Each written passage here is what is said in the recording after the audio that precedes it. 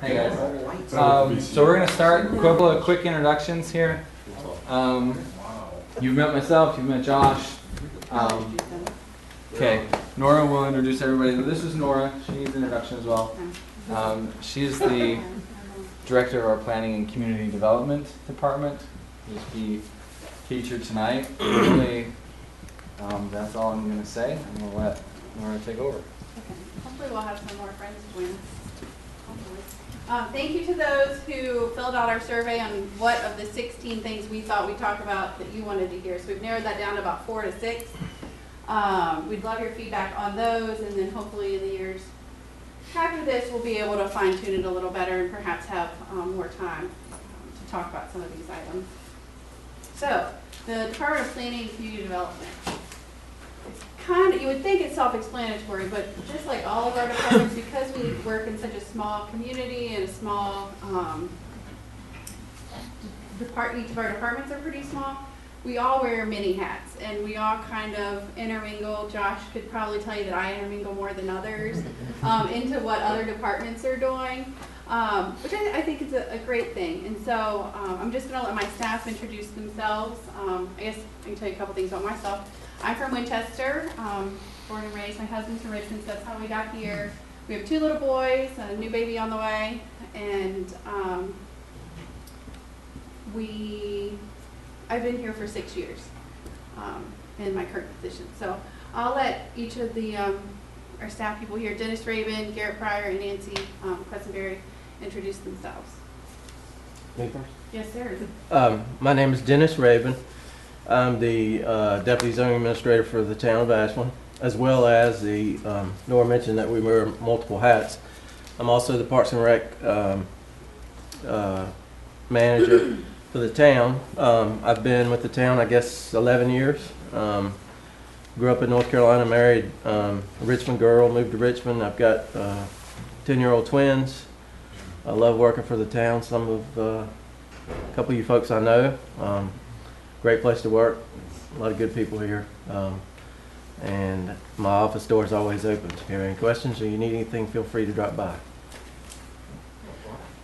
My name is Garrett Pryor. I'm the senior planner. I also run our GIS, and I'm the closest to the coffee machine, so I get to hear people complain about when the water's out for that. So a little bit of everything. So I try to fill up the water too, the little things to make it all work. Originally from Cleveland, Ohio. I actually came down to Virginia in 2006, and I taught high school history at Lee Davis High School for 5 years.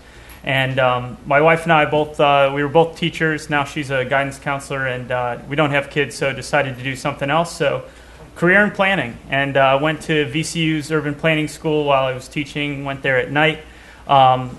Worked a little bit in the state economic development, and then with the city of Hampton, and so I landed here. In this wonderful place in Ashland, and really the perfect opportunity where I was able to do a whole range of planning things, everything from working with Dennis, and we'll talk about some of that on the enforcement side, to some of our big kind of our pie-in-the-sky goals sort of thing on where we're working towards. So, yeah, I really like working here. It's pretty cool. I'm Nancy Kuzamary. I am born and raised in Iowa. Raised my family in South Carolina. Moved up here, lived up and down the East Coast, so I have 2 children of my own and 3 foster children, and then I have 4 grandchildren. 2 of them are 19. 1 is in the Marines, and I am the administrative assistant to planning, and I handle most of the angry customers that call in before they get to their designated point. I process all the building permits and applications that we have that come through. And I record and transcribe the minutes for the Planning Commission, the Board of Zoning Appeals, and Economic Development Authority. And I research abutting properties for all of our public hearings. And I provide assistance in the Treasurer's Office as a Treasury clerk, doing like tax receipts and traffic violations and DMV stop removals and things like that. And I provide staff support for our planning department and some others throughout the office, and other duties assigned. That's a little bit. Yeah, But like everybody else, I wear many hats. she keeps us running. Did you say his name's Eric? Garrett. Garrett. G-A-R-R-E. Garret, yeah. No extra consonants. No, yeah, my parents tried to make it as easy, but we're not a big spelling family, so you keep it low. Okay, I think Nancy mentioned some of the boards and commissions that we staff, just real quick. We staff the Planning Commission, the Board of Zoning Appeals, and the Economic Development Authority. And by we, I mean our department. We provide staff support to other committees and organizations, and we'll go through some of those in each of the various presentations. We are pretty limited on the amount of time we have. So if you have some immediate questions that you really want to ask while we're talking about those topics, that's fine. But each of you, I think, have one of these notebooks. So if there's something that you'd like us to follow up on more towards the end, if we have time, just write that down. You can fold it up, put it in the middle, and we'll collect those and try to answer as many as possible. But if you just want to throw your hand up and for more clarification, that's fine too. So, I'm going to get started. Down, can you all see this? Should I turn the lights down? Yeah, a little. Good out there. Is there a magic button?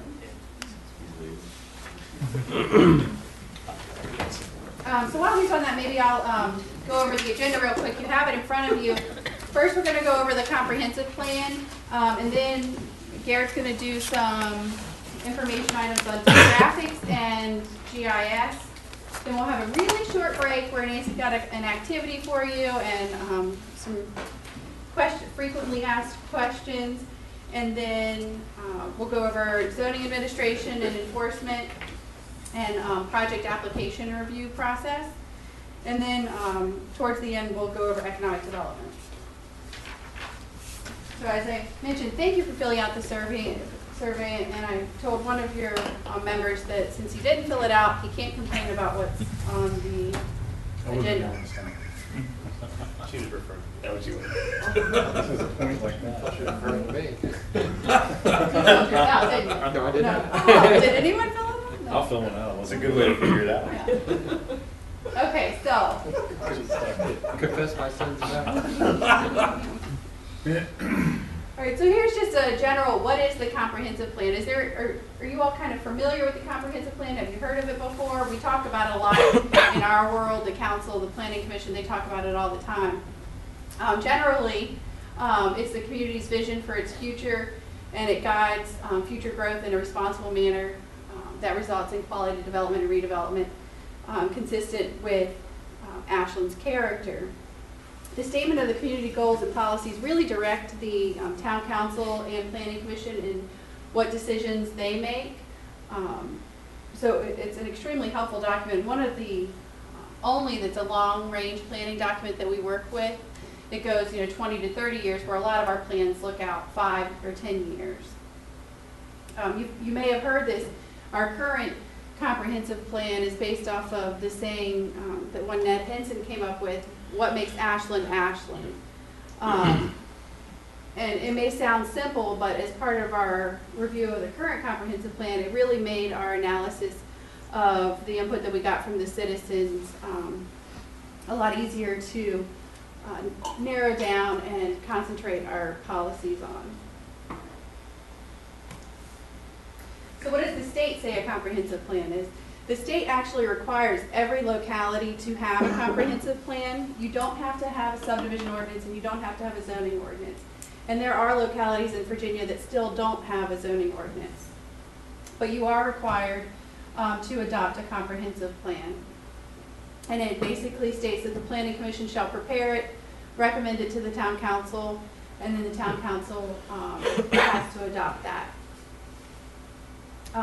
There are 2 requirements that you have to have in your comprehensive plan. You have to have a transportation component that you coordinate with VDOT on, and you have to talk about affordable housing. There are probably a couple others, but those are the main ones. It also recommends that you talk about land use, public facilities, whether that's water, sewer, parks and recreation, public buildings, and then water and environmental protection. So wetlands to trees. I think in my opinion, one of the most important things that we get out of the comprehensive plan, or the most useful as far as making decisions on a regular basis, is the future land use map.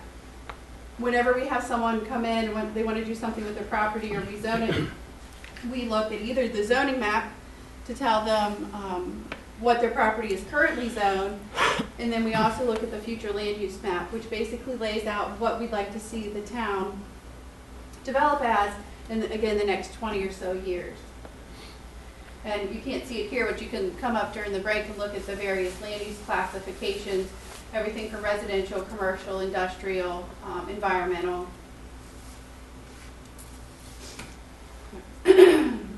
So I'm just going to briefly go over the process that we went through for our current comprehensive plan. I think it went really well, other than it started in 2008 and had 3 planning directors work on it. But the public input process, I think, was one of the best that I had ever been a part of. We held 6 meetings around town through the neighborhoods and had anywhere from 60 to 80 on average people attend. You know, we had more in some of them. So I was really impressed with it was when I first got here, the amount of public participation that we received. After that, the Planning Commission held several work sessions and then had some, this is what we heard, is this what you said, and these are some of the outcomes we think we'll get from what we heard from you. In 2011, they were ready to make a recommendation. I skipped about 3 years there between the work sessions and recommendation to the town council, and I think that we received overwhelming support for the document because of all the public input that we had received. But as soon as we adopted it, we also went back and said, you know, we should have tweaked this, we should have tweaked that. So luckily there's a review process. The state requires that each locality look at their comprehensive plan every 5 years and re-adopt it. You don't have to make any changes. You could look at it and say, this is still the road that we want our community to go down, or you can change the entire thing. But at a minimum, you have to look at it, and the town council has to re-adopt it after a recommendation from the planning commission. Every 10 years, you actually do have to revise it and go and make changes as needed. Let me see the next one. Before we go on to the next one. So where we are now, excuse me, is in 2016, we're going to have to review it. And I think there are a couple items, including the future land use map, that we'll update, and we'll have some public input sessions, but it's probably going to be a 6-month process and not a multiple year process. And I think most of our guiding principles are still ones that we'll follow, and we might just need to work on the to-do list, because when we get to the implementation portion, Garrett, I brought this just because it was on my desk. Garrett and I are working on the implementation chart. Excuse me, I may make it through this. And you can see there's just page after page of to-do list items, and we have a 5-year plan for those. And they come straight from the comprehensive plan, and Josh Farah uses this to put into his CIP document that I'm sure he talked about. And so, again, the implementation, it fills in the holes in the CIP and gives the council and planning commission guidance on where they should be putting funds. And after the comp plan's done, that's kind of when we get to work on updating things. The design guidelines, there were several recommendations out of the comprehensive plan to update the design guidelines, which are not necessarily a regulatory document. They are referred to in our zoning ordinance, but they more are to provide guidance on the appropriate development in whether it be commercial or residential. We have some information on where to plant trees, and I think Garrett has a few boards out here. We'll put out at break, and you can look at those. The zoning ordinance update, we've been working on that. Garrett's the project manager for the zoning ordinance update since approval in 2011. Following our zoning ordinance update, we'll probably go through and have to rezone certain properties throughout town, whether that be because we've changed classifications and they no longer exist, or because we have property that's zoned residential, but it really should be zoned industrial, and we can't market it until it's zoned industrial. And so the town council has the ability, without receiving an application from the applicant, to go and do a town administered rezoning, which we generally only do if the property owner's agreeable to that, which usually they are. We'll have to update the subdivision ordinance. The zoning ordinance and subdivision ordinance also get updated when the state code changes. There's a recommendation to update the parks plan and the bike and pedestrian plans. And Dennis is working on that, and he'll go over that next month with you guys. The Economic Development Strategic Plan, that falls under the EDA, the Economic Development Authority. And they decided, instead of doing a huge paper plan, they had some work sessions and narrowed down their goals. They have about 3 to 5 projects that they're working on. Their main priority is Interstate 95 and 54 corridor. And so that's portion of the implementation schedule is pretty much done. Now they're working on their implementation of their strategic goals. Transportation plans, we have a large transportation plan that's within the comprehensive plan, but we also usually just do smaller transportation plans. For example, the Vaughn Road Extended, we'll have a small area plan done for that. Environmental, trees is a big thing, and you'll hear about that a lot within the comprehensive plan and the discussions that we have on all the applications that we review. We've been a tree city for what, 23 years? 23 years, I think. 23 years. Designated as a tree city, we get a flag. That's great.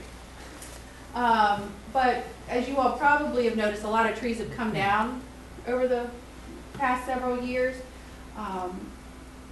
In most cases because of their health, deteriorating health, and so we're trying to make sure that we're keeping up with that, keeping an inventory on the trees we have, and perhaps spaces where trees could be filled in.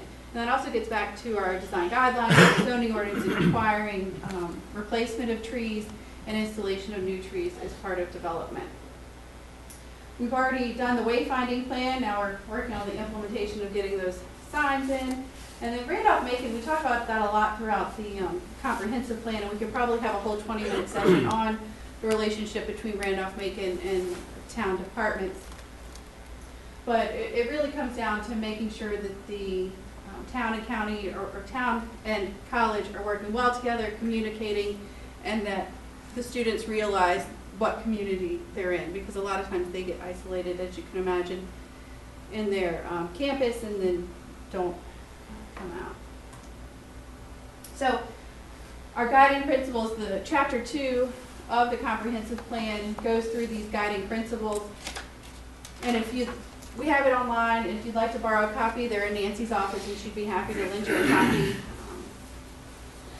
Little holiday reading. But each of the chapters after chapter 2 include how each of these guiding principles are going to be addressed in, for example, community development. And then it talks about each of the items in community development and how they address these guiding principles. Preserve small town character, protect Ashland's unique features, manage and enhance our green town, again getting back to the trees and environmental issues that we have, encourage continued variety within Ashland, and that has a lot to do with the diversity of population, but also you have gorgeous historic homes in varying sizes, the lots are different sizes, the homes are different sizes, all within one community. And so we talk a lot about replicating that in new development so that you don't have the same size house on the same size lot and the same color next to each other.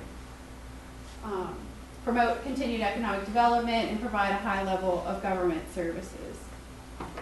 I think that wraps up my comprehensive plan, and we're a minute. Cool. Can we put the lights up just a little bit, like one notch more? And Nora, are you going to do my clicker then? Do you want to just hold it? Sit here. I can do it if you want. Yeah, I'll have you do it. I'll just point. So go ahead. Nora, if you can answer a question, what's the process? You talked about citizen input, et cetera, in regards to looking at changing not zoning necessarily, but changing the thought of what a piece of property might best be used for on the comprehensive plan. You said that the planning commission is responsible for that. They go out. Do they have just authority to say, we think now that this piece of property was probably best used, and I think you know what piece of property I'm talking about, was best used for this, but now we think it might better be used for this. Can you make those type of recommendations also? Well, staff can make recommendations to planning commission, but legally, the planning commission makes the recommendation to town council, and they can do that at any time. It doesn't have to be during the 5-year review process.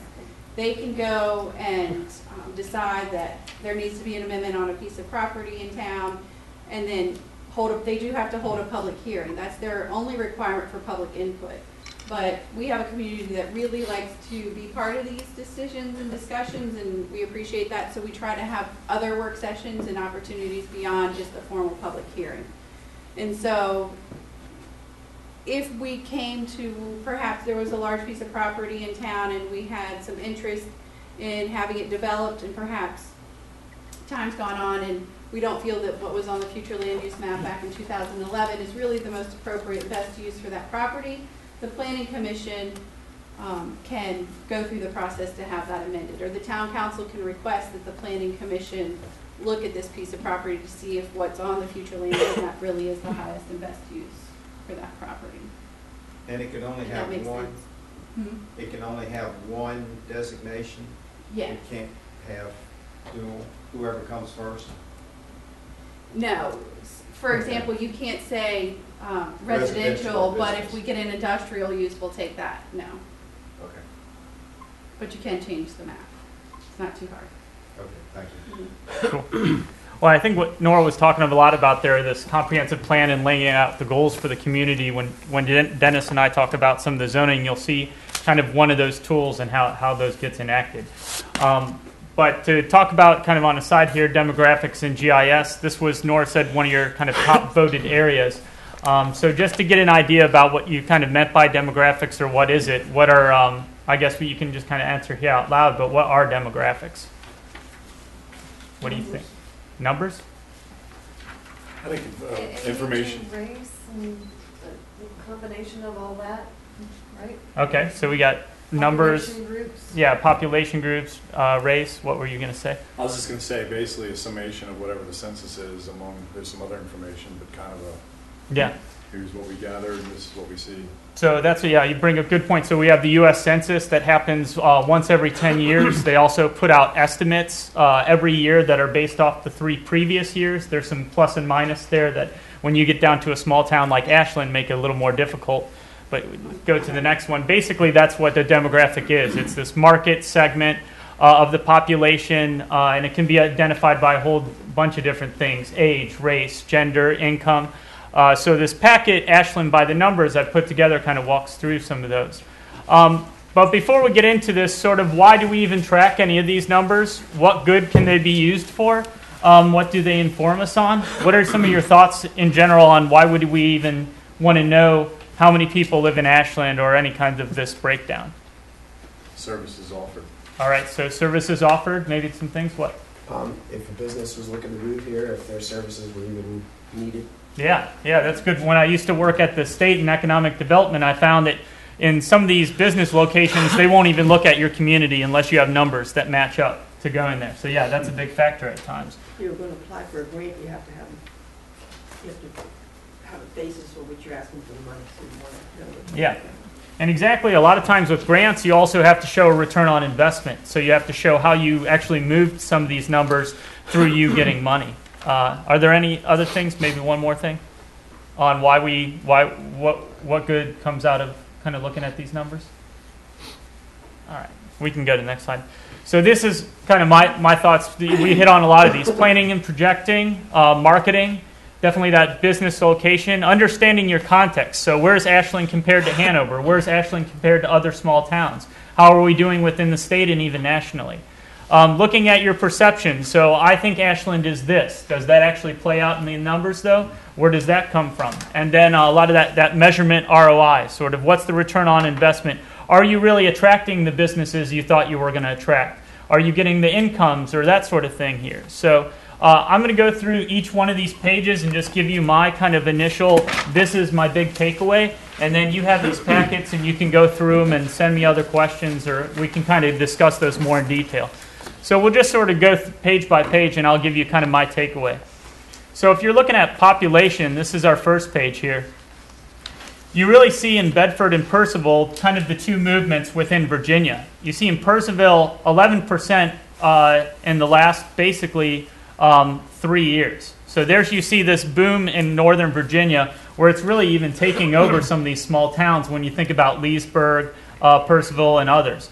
And so when we look to those towns as comparisons, sometimes it's kind of difficult a little bit because we haven't seen maybe as much of that population explosion here. But it's also a little bit different than the scenario that's happened out in Bedford in Southwest Virginia. You see a little bit, you got sort of population is declining there.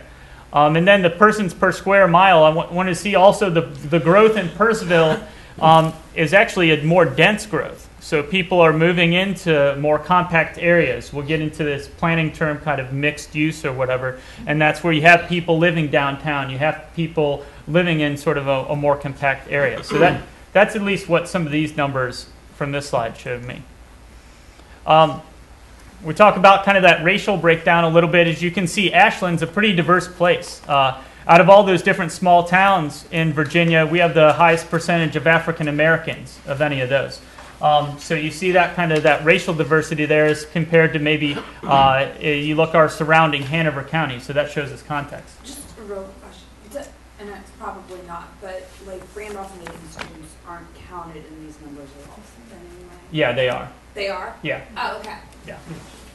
That's a good question. I was wondering. Yeah. All of them, or like as an entire student population, all of them are counted? Okay. I didn't know if it was like living off campus versus. You know. If they commute from Richmond, no. But if they live in a dormitory or they rent a house in town, then yes. And you'll even get people like, let's say you're at a convalescence center here in town or like a rest home, all those people will be counted as well. And so that's under that group quarters number. So this kind of, it just stuck out to me. You see a lot of kind of that racial diversity being used as a selling point, people actually searching that out in communities. And so I think that was a pretty good barometer here in Ashland of how diverse we actually are. This population map, so we'll get into a little more GIS here in a minute, but this is going by census blocks, which is the smallest geographic area you can get down to in the census. And I threw these 3 circles up there because these are sort of, I guess, our 3 most kind of dense pockets of housing in Ashland. And as you can see there, well, you can't see it too strongly on the map, but through the center of town, Route 1 goes there, and one of those pockets is sort of on the east of that. So it kind of, when you're thinking about future planning and systems, how do we connect our services, our parks, our transportation systems to where people are living, and how do you get them to move sort of around town? Do they have access to vehicles? Do they not? These are kind of questions that come up when you start looking at these numbers and where people are at. For education, kind of stood out to me that Ashland has the lowest percentage of high school graduates of any of the small towns. Now, you've got a plus minus on that, so you have Culpeper at 82.8, so you could probably call that about the same as Ashland or so. But take a look at Hanover County. Another 10% of the population or more has high school education. And they're pretty much, their college education is basically on par with the state. In Percival, we'll get to their median income, but you can take a look. Half of their population in Percival has a college degree or more. So that kind of that Northern Virginia sort of influx that throws those numbers a little bit off. But we have a pretty good population of transient apartments and type of housing that would attract people for whatever reason. Yeah. Of lower income and lower education, which doesn't exist anywhere else in Hanover County. Yeah, and we're going to get to these housing numbers. You're 100% correct. And we'll see on some of the affordable housing how we really have kind of the majority of that within the county is here in the town. And so with housing, you kind of see that here in the home ownership rate. 76% in Purcellville, 54% in Ashland, 83% in Hanover. And that kind of deals with the gentleman just said back there, sort of we have a larger amount of renters here in the town than you would in the county. And then the median household income, you can see some of these Northern Virginia towns, I put Leesburg right along with Purcellville there, but $410,000 median household income. That's compared to Hanover County, which is at $271, and Ashland, 193, which is higher than Bedford and Southwest Virginia, but pretty close there to Evington, and that. So again, one second. Yeah. That's not median income. That's the average Oh. value of homes. Yeah, value of home. Sorry. Yeah. Our median income is median income. Median income's coming up, I think. Yeah. Not close. Yeah, it's about double though still for personal. 193. Yeah, that's okay. Yeah, it's not bad. Sorry about that. That's household units. Okay, cool.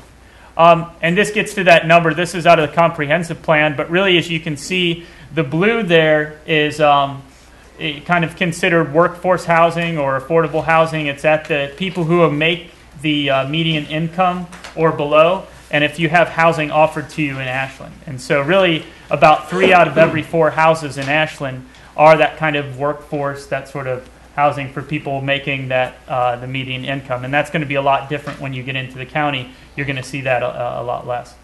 Is there an assessed value applied to that number? Yeah. Are you going to get to that, or just for curiosity, Yeah. what would be the threshold of the assessed value of that's called affordable housing? Yeah, I can pull that. That's on a page in the comprehensive plan. We can get. You can keep going. I'll see if I can. Okay. We'll come back. That's in the comprehensive plan. We can get you that number. Okay, thank Yeah. you. Economy, though, this is pretty interesting. You see all the blue lines down there in the bottom left corner. Ashland's knocking it out the park, especially when you look at us compared to other small towns in Virginia. You look at that retail sales per capita, 54,000 compared to Hanover County, 17,000. It's a 2007 though. So. That's 2000. That's how. Would you still say it's anything like that? I mean, these are. I wouldn't say where it would take a large dip comparatively. We'll get to the employment numbers, and our retail employment has actually gone up from 2007 to 2011, the number of people we employ. So I would say sales probably would correlate with that as well. So when you say retail sales, what exactly does that mean? I mean, is it people buying things downtown or out by the highway? Is that what we're referring to? Yeah, all of that. Whether it's here in downtown or out there by the highway, kind of the economic census comes along every 5 years. And so this was in 2007 when they did that census. And so, yeah, they kind of gather all that sales number, and they basically just take it over the number of people that you have. And real quick, the town of Ashland. So the corporate town of Ashland, Bass Pro Shops and all that's not in the corporate town. That goes straight to Hanover. Yep. Sheedy Ford's on the other side of it, right outside the border of it. Yep. Okay. And are they building a new Walmart? They call it Ashland, but over there behind the King's Charter, that's still not Ashland, even though it says Ashland on. It's not Ashland. That's bizarre. Okay. Mm-hmm. Coke's is not. Center of the Universe Brewery is not. No, Ashland. you're just okay. All right. Just curious. A lot of Yes. people call themselves in Ashland because it's the Ashland zip code. Yeah, I know it's a zip. It's just Ashland bizarre, zip code corporate. is I'd love to get huge. that. Yeah. So what is the process of, say, expanding Ashland out? But it's an annexation. It's called annexation or boundary line adjustment, and it goes through the state. The Commission of Local Governments, actually, the 3-person board has to approve it, and that's after mediation between the town and the county. The last time we did it was in 1996, and we had the voluntary settlement agreement. And actually, as part of that agreement, we said we wouldn't annex up until a certain time. And when that time comes, we would have to go to Hanover County, would be the first conversation we would have, and talk to them. Hey, do you mind if we take in Bass Pro? And they'll say yes. Then we'll have to go to the state. Either way, we have to go to the state, and the board works with you on And 3 people. it. That's a make really that decision. simple answer. Okay, so those three people sit at the state? Is that? Yes, there's a board, a state board, that basically a panel of judges that. So, I mean, obviously, that may be Yeah. something worth taking a swing at. Ain't gonna happen. Yes, when can we do it? I think it was 20 or 25 years from the 1996 agreement, and it's not just going and asking. I mean, we have files in the back room of binders and binders of proof that you have to give that you can provide service levels and that the people who live in that area will receive certain benefit, and it is not just simply saying, hey, this might be something we'd like to do sometime. And especially if we say we want to line or get more money in our bank account. But sort of tapping into the last session's discussion, I mean, we more likely to lose income because the business will not stop at our exit, but go down to the next exit. So it would seem like that there would be sort of an offsetting argument there. Yeah, that could probably be part of the consideration. And Ashland is kind of odd in when we go to ask to be annexed, because it's part of the voluntary settlement agreement. We turned over water and sewer. And so a lot of small towns in the state, the reason that they annex county property is because it hasn't been developed and they have the water and sewer infrastructure. And so they have control of that, and in order to expand that, they say, well, we need to expand our boundaries. Well, we don't have control of it, and Hanover County can build all around us all day long and expand water and sewer utilities. So we may not have an argument that other small towns in Virginia would have on annexing undeveloped property, especially if everything's already developed. If it's already developed, we would have to say, well, we'll come and pick up your trash, we'll pick up your leaves, and Hanover will say we already do that, and we do it just fine. but they don't do it. Yeah, you don't do that yet for trash. Yeah. We had one question over here. Go ahead. And it's kind of with the one they're saying about the new Walmart being called Ashland, and it's not really, is there anything where it's like, no, you're not in Ashland, so you can't use Ashland's name? It's a zip code thing. I'm just blown. I don't mean to get into a long thing. I know we're on a time schedule, but I'm just blown away that it's Ashland zip code and corporate stops here, and yeah. I mean, we own Center of the Universe, don't we? It's trademarked, yes. Yeah. Trademarked. I don't mind letting people think that Bass Pro and Center of the Universe Brewery is in town, as long as the people there are sending them to town. Yeah, we've Like, had we have a relationship with them. yeah, we've had businesses come in and say, "Hey, we love what you're doing here, Bass Pro, that kind of thing. We want to locate in Ashland," and we just say, "Yeah." I mean, it is. Yeah, come this way, Ashland. Yeah, that's fine. 500 yards this way. Yeah. Don't worry. Yeah. It's all Ashland. Oh, come on in. I mean, yeah. All right. Okay. Let's go to our next one. That's okay. We're getting older as well, our workforce. 2002 to 2011, 66% increase in the 55 and older. So I think that's a trend, though, you see kind of all around the state a little bit with that age width. And then in our economy, you've got kind of a 2007 to 2011 change, construction and manufacturing, 200 and 346 jobs there respectively lost. But then you see some real gain in wholesale and then the retail, what we talked about before, and job growth as well. So that's good to see those things, good job sectors and everything like that. And they're multipliers for a lot of the other types of businesses. And then, this I put this in there sort of at the end, but this gives you an idea, and Josh probably talks to this as well, on property values around town. And then kind of from this, you can sort of calculate those revenues. But as you can see here, a lot of that business and manufacturing property east of 95 is sort of your most expensive spots there in Randolph-Macon. So we got 8 minutes here for GIS. I can get us through here. So layer cake. It's delicious, and it's layers, and it's frosting in the middle. So GIS is just like that, but it's a computer program, and you can't eat it. So sort of like that. But basically what we're going to be looking at, and I'll eventually get us to the Hanover GIS site where you can get the information on your property and everything. Keep this layer cake in mind, because really that's all it is. It's just layers of information that you're looking at over a geographic area, and so you can turn them on and off and that sort of thing. And so if we go to the Hanover GIS website, you just go to Google and type in Hanover GIS, or I think from their homepage you can get to it. You come up to a web page that looks like this. This center one right here, if you're on just like a desktop like we are now, is going to be your best browser. And that's going to bring you up the website. And these are all the different parcel boundaries in the entire county of Hanover. So we'll see how quickly this works, but we'll zoom our way here into Ashland. And let's find a old trusty town hall. So there's a few things we'll show you. Here on the top right, you have your base map, which is called, these are all just kind of your basic layers, and then the 2009 aerial. If we click that, that goes all the way to aerial. This goes all the way to the base map. If you want to kind of drag it in the middle, that gives you sort of a little bit of view of each, kind of like that setting. And then the other main tool you're probably going to use, well, one, I'll show you here are those layers, that layer cake that I was talking about. So all these different pieces of information, like a cake, this is going to be the top of it, that's going to be the bottom. So if you have floodplains turned on up here, it might be kind of hard to see some of these layers down there that you might be also looking at. So tax parcels, that's your boundary lines. Here's your building address. So now it's going to populate all the buildings and it's going to show the addresses.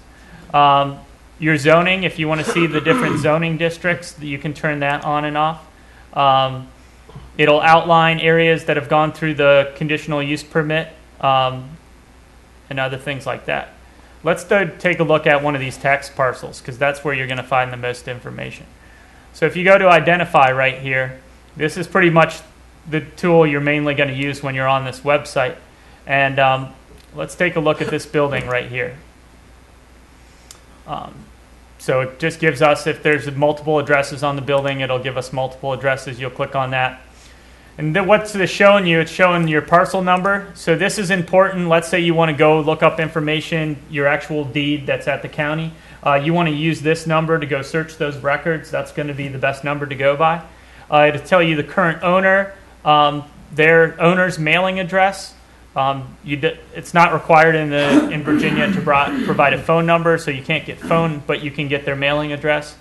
It'll give you the property number, approximate acreage, its zoning, where to find it in the deed book there, and then it'll give you land value.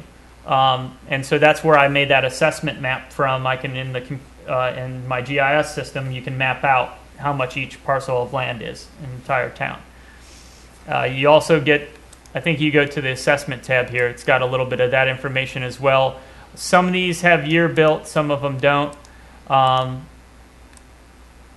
Let's see what other kinds of things. I think some of these, a lot of this, if information is provided to Hanover County via building permit or other kind of permits as it goes through the process, that gets updated. For older development, you just have a little bit less of that information. But really, this main parcel right here, that identification you're going to use the most. And then let's say, for example, you wanted to see like how big this building was. You can go up here to this measure tool, and you can either measure distance, or let's say you want to measure the area of it. We can just connect the dot, and then you can go around, click on all four corners of this building, and see how big that is. And it's right there. It's 5,044 square feet.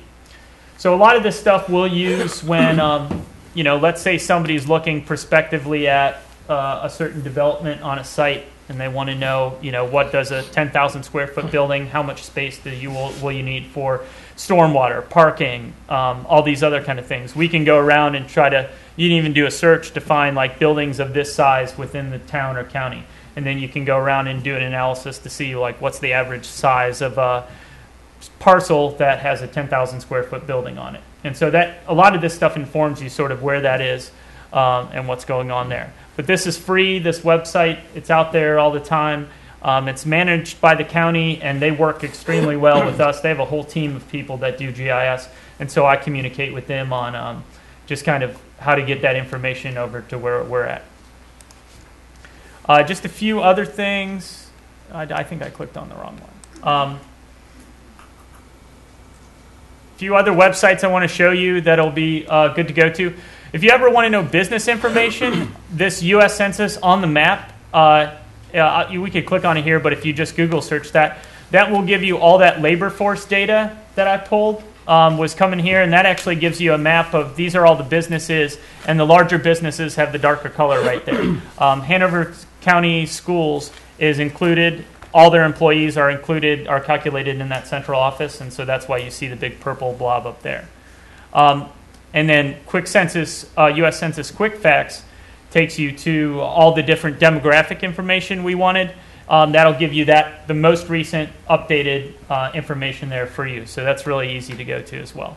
And then I think we've got time for a quick game right here. And my wife made some cookies, so I'll give you some extra cookies for our winners.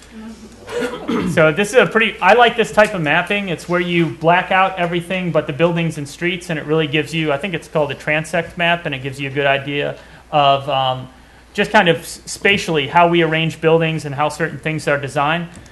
So this is our first one. Let's raise a hand here. Where are we in Ashland? Right in the center. All right, go. You're right there.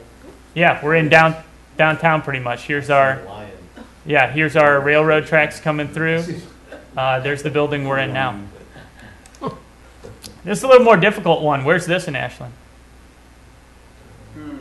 Yeah. I think that's down on the right hand side up and down is Route 1. Yes. I forget what the name, it's not Chapman Street, but it comes out by J.M. Pollard and Carter Park. He's right. Yep. Maple Extended. Yep. What's the name of the street? Maple Extended. Exactly. Exactly. Yeah, good job. Yeah, that's Maple Street coming down there into Route 1. Where are we at here? You've lived here once. Is that Randolph-Macon?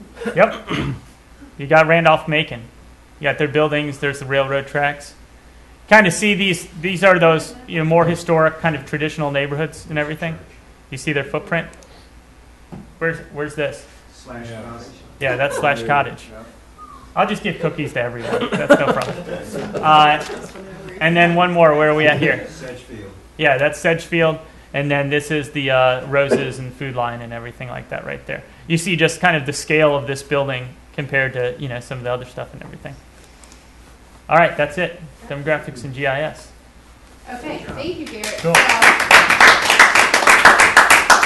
Excellent work. Staying on time pretty much. So we're going to have a short 10-minute break. Dallas provided us with some delicious garlic knots from Pepicelli's. And Nancy, before you all go and break, Nancy has an activity she's going to go over with you. Okay, so go Nancy. Okay, so in our job, we have lots and lots of acronyms that we work with. So I'm going to give you a sheet, see how many you can get. And I have a $10 gift certificate. Wait, this is texting, right? Yeah. $10 gift certificate to the one that gets the most. Here, I'll pass that. I'll be there for the tissue. I handed it on back. All right. At the end of the break, we'll give you the cheat sheet so you can determine how many you got right. This isn't a break, this is a homework. Yeah. It's a study hall. You don't have to participate. Crap. My initials are here. Pass me the right answer. Oh, God, yes. Yeah, We are good at that. you know what, actually, when you guys talk, I write say one, I'm like, Google it and see what. What's wrong, man? You can ask. But it's nice not to put us on the spot, so we probably don't know either. I live behind the Freshman Village. I don't feel like you're gonna come up there. I mean, it's kind of competition for $10. Whatever it is. What kind of cookies did Megan make? Chocolate chip ones. Oh. Yeah. I've been told I have to make some chocolate chip cookies. That's a good question. For the first time I tried it, it was a pizza 2 weeks ago. I was just Jones one night. And it was really good. I don't know that. It was really, really good. That's the problem. Proper Harry So I had a rough fall, but yeah, I lost both eyes. I'm sure you know more of these than I do. Way, pizza It is true. late summer, We're all about whether I should play with Kelly style. Some people like change the letter. Anthony's is pretty friends with Holly, right? Very impressive. Probably know, I work with Holly. Here's the answer to your housing question. Have you tried any Brian's home brew? I have. Exactly what it is. I've got it. I forget. I think I had one of those IPAs. I thought he had some decent flavor This is the starting answer out. to, Yeah. How do we feel friend? Yeah. just for tonight. I'm trying to be better. Avery Back at it consistent, again. I'd be better. Others like. Yeah, we went out to some Rosa had a pizza night. We went to with them. That was amazing. Yeah, Some Rosa, they did good stuff. This is the answer to the housing question for the median. Just put it on a pepper jelly. What? Because they're affordable. They got it. No, it's fine. So, senators, I guess that's all. But you know where pepper jelly is? Found out about this year. One question I have. What are there, 5 restaurants? Oh, hi, Jen. So nice to meet you. Yeah. So, since our file is, what is and what it means. That one seems to be So growing. you cater to They fall on you. deepening what it is, or you put something else there about what we want. We try to put it out there what we want to be, but that's kind of hard a lot of times because They didn't used to. we don't have, really always have those folks who want to come to us. and want- Now, was that the one, which one was? Uh, That's the one in the middle of the restaurant, it always looks like it's gifts, you know, like those little. Yeah, that one was the best. Yeah. GIS. Oh, yeah. Right,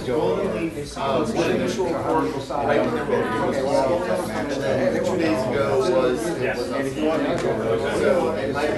slow opening, better. Yeah. Yeah, it's really interesting. Yeah. I mean, and then you just take the owner's name, and if you Google search it, you can probably get a phone number and just call them up if they have any questions.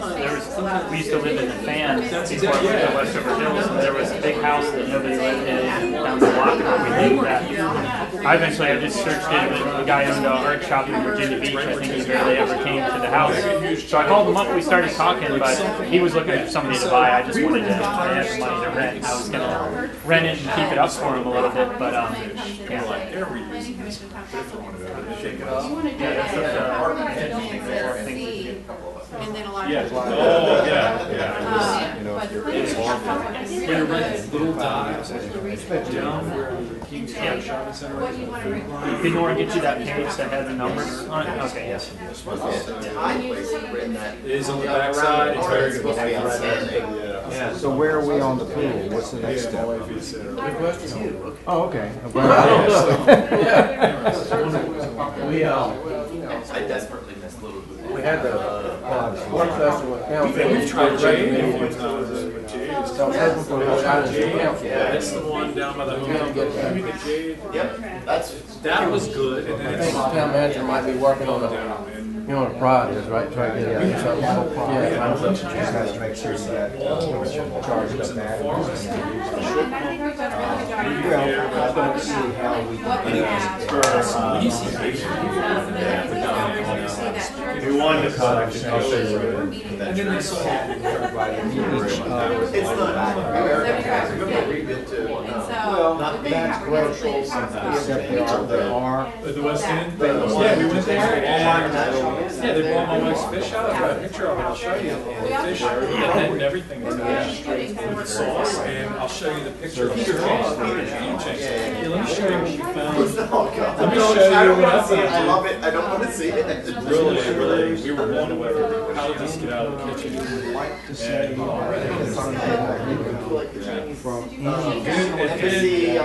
Yeah.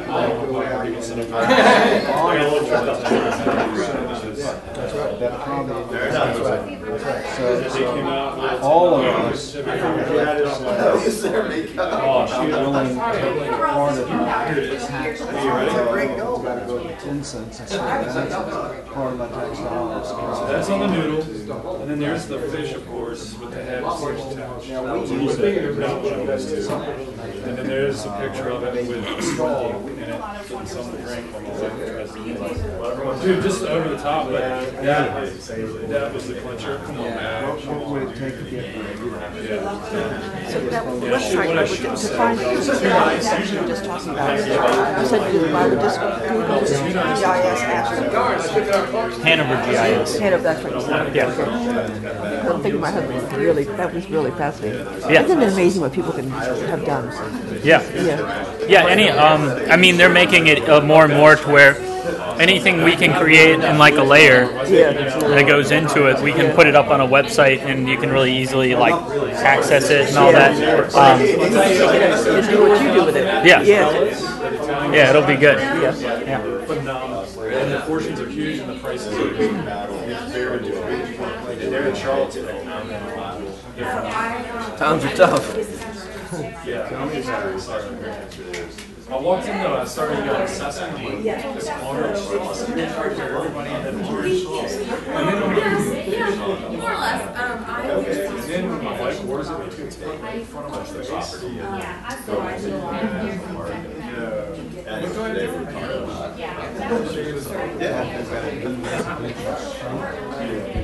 People love to get their hands on it. Tomorrow. Yeah, that's good. I'm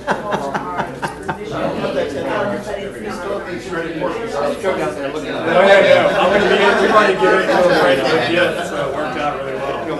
Doesn't come home. Yeah, majority. Well, there was some Canadian time ago, for whatever reason, everybody believes everything is laminated, like it makes it official. He says, so if you have bad service at a Chinese restaurant, he mails me himself, says, we pay cash for that. And he says, on your way out, just slap that on the door. Contentious meeting. Excellent, dude. And you know, it's funny that I passed out the call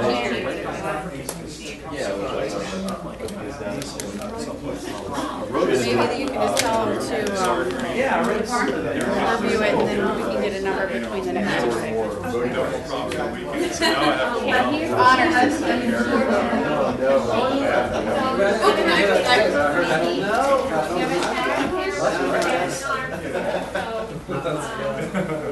I really wanted cannoli. Yeah? But I guess it gets back, you wouldn't have let me get a discount on cannoli.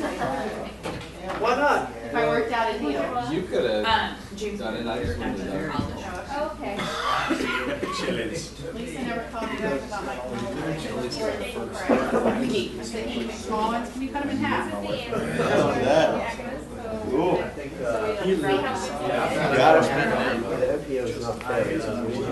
It's all like crazy Golden families. Yeah. It's all like, all right. And then somehow, she makes it dominant. She's from New Jersey, or less than the mom or something. Like, you don't just have one, it's like, okay, we're done. Really? So, I've never got one. right? Their pickled eggs are delicious. Oh wow, they're good. And their homemade lemonade during the summer. In the best sense of the word, he's good at what he does. Yeah. Is that our camera or is that? It is. Takes some minutes, they have to do a lot of work.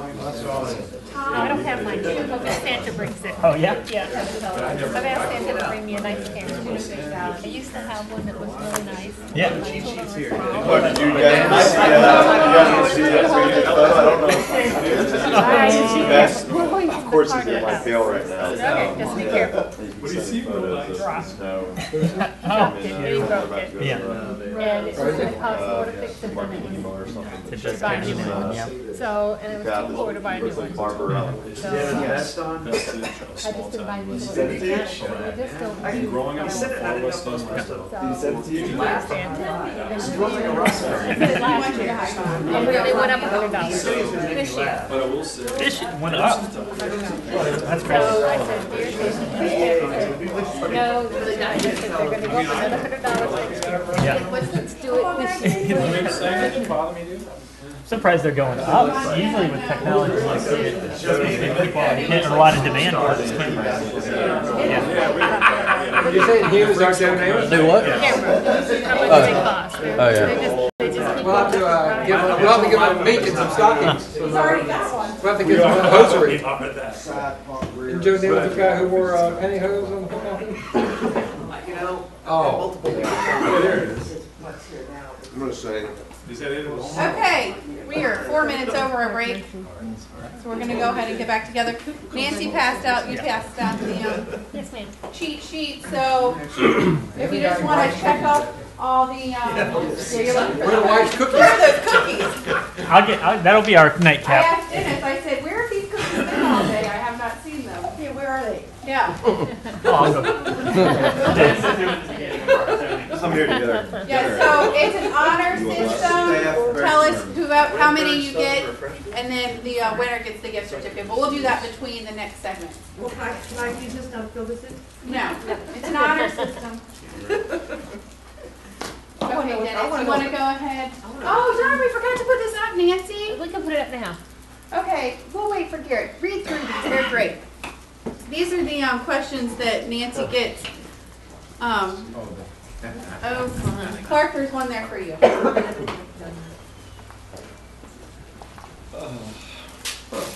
Let's look at Nancy.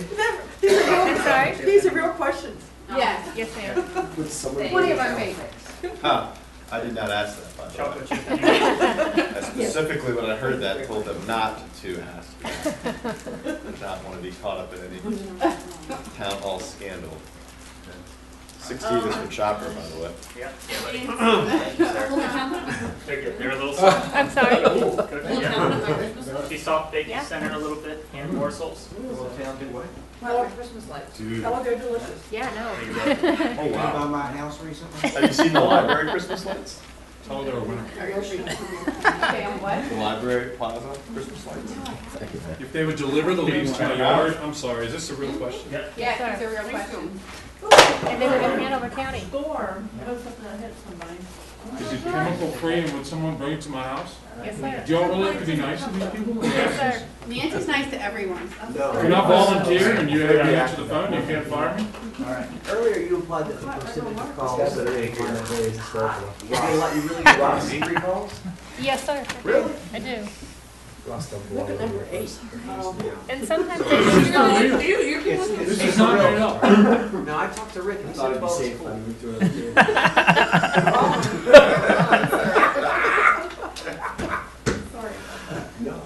Okay. May I borrow the town's bucket truck? I mean, Actually, seriously. when we were working on I don't the, think people appreciate the majority of nonsense calls. What was And if the, you happen to get stuck on the phone with somebody. but what was the you're like answer done. to number 11? What was the answer? Do you say I can No. explain it, but I can't make you understand it often? My favorite call, Nancy and others were out, and so I answered the phone, and this guy called. He goes, "A man answering the phone at town hall," and I'm like, "Sorry, sir, the times are changed." And he was a little blown away by that. Now, where's your wife? In the kitchen? No, sir, she has a job. I'm sorry. Try being in banking. I answered a telephone call. They said, "What do you mean I'm overdrawn? I've still got checks." Yeah.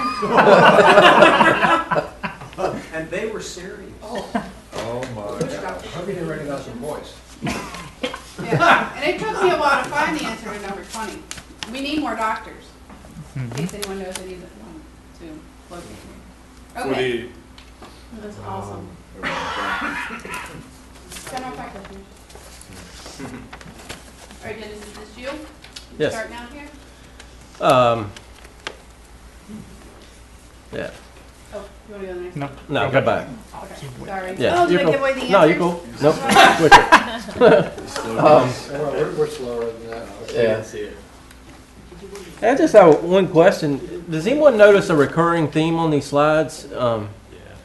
the color of the camera, You're close. pictures. Red, white, and blue? Really doesn't have a thing to do with zoning or planning or comp planning. Trees. We have trees. Trees. Please replace the lamp. Oh, Oh, they can't see that over here. they don't Oh, you see can't say, that. oh, okay, gotcha. So we'll stare with you Yeah. longer. Yeah. Yeah, look It's all right. I don't get it. He's like, they can't see the obvious, more of these crazy Oh, people. oh, it's only on that, oh, it's Yeah. only on that, on that, I guess that one needs a new leg. I didn't know what game we were playing. Yeah. Saying random We words. didn't talk about this. Well, it looks like to me there are certain I would never things guess that police are were playing acceptable in certain areas and unacceptable in other areas. Well, actually, these three slides relate back to the comp plan that Nora was talking about earlier. And within the comp plan, there are goals. And these three slides are just an example of three of the goals that are within the comp plan. So my question to you is, for instance, on number one, any idea what that goal may be related to? The signage. And that would be, Make it as ugly as possible. Yeah, make it as hideous as possible when the state fair is coming. actually, There's a limit to the size and a limit to the height. Okay. everybody's really warm. How about number two? Buntings? Bunting, yeah. The Slopey's house? Yeah, that's exactly what that is. Can't tell. Number, Lamp. what's that? Different size houses and lots. Yep. How about number three? That's a sidewalk deal, and that's to the townhouses, blah, blah, blah. What makes that prettier though? What makes that prettier? Greener and When Miss Utility comes and sprays it all up with graffiti. I like the mailbox. Trees, Yeah. trees, trees. Yeah, all right, you can go Yeah, ahead. the trees. So here we are, and yeah, all three of those photographs were taken in Ashland. And one of the goals of the comp plan, there are many, but these are just three examples, is consistent signage, which we have in some places, in some places we don't. I think that's a great example of maybe where we don't. And just as kind of a lesson here, people will ask me, I'm the person in town who people will come to, particularly with new businesses that say, you know, I want a sign. And so we pull out the sign code and we start going through the sign code, and I'd say, here's what you're allowed to do by the sign code. Well, how about my neighbor? He has a 25-foot tall sign. And so a lot of that, particularly along the 54 corridor coming into town, some of those signs have been there for years. And like anything else, the code changes over time.